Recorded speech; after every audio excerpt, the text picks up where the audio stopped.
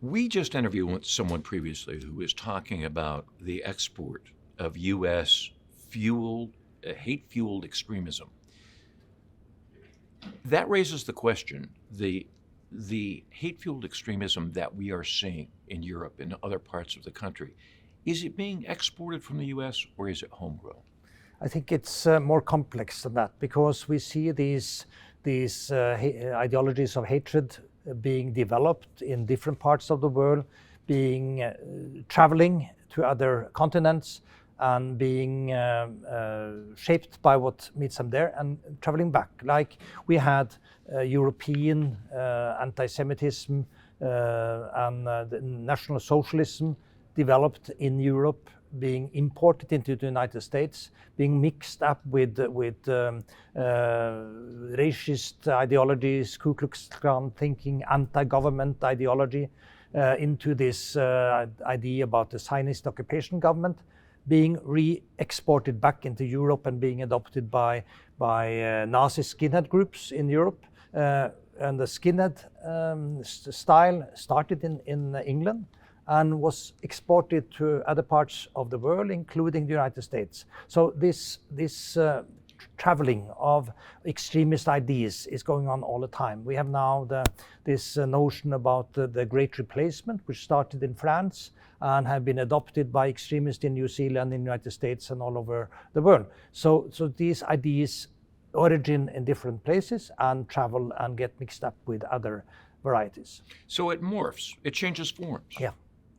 Very much so, and we see how they often pick up local varieties like white supremacy ideology, Ku Klux Klan thinking and action being mixed up with European National Socialism, for example. This is quite common. With the ease with which people communicate internationally now, specifically the internet, social media, those sorts of things, do those amplify the problem? First of all, it makes things move much faster. National Socialism took years to spread. The skinhead style, Nazi skinhead style from UK took tens of years to spread around. But today, these things happen in days and weeks. We saw, for example, in 2016, New Year's Eve 2016, there was this event in Cologne in Germany where some local German girls had been sexually harassed by young men from North Africa and Middle East. That caused rage, moral panic, and we got a variety of vigilante movements. For example, the Soldiers of Odin, which originated in Finland, spread within weeks to all over the world, and suddenly you had Soldiers of Odin in Canada, United States, Norway, Australia.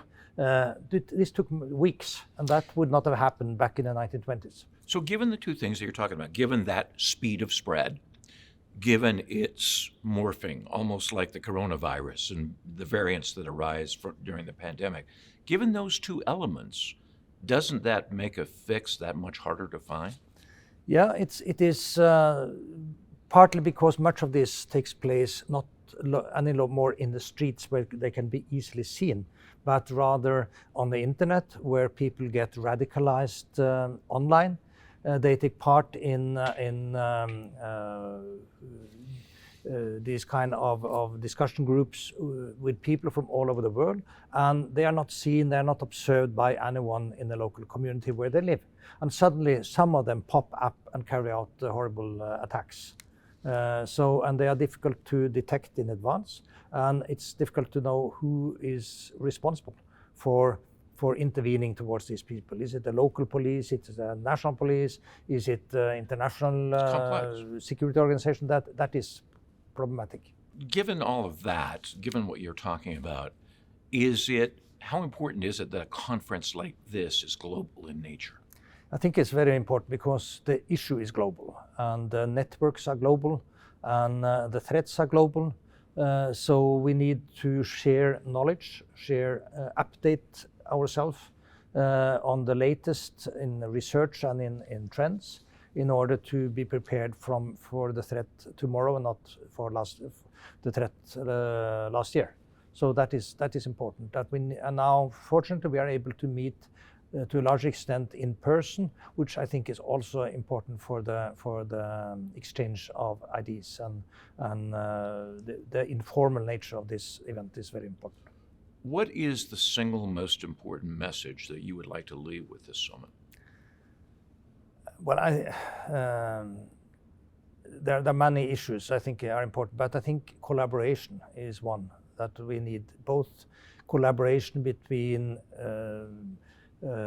civil society organizations, researchers, police and security organizations, and various types of activists, in order to bring together our joint knowledge and both learn from each other and perhaps coordinate what we do. So because there are things that the police and security service cannot do that civil society organizations or the schools or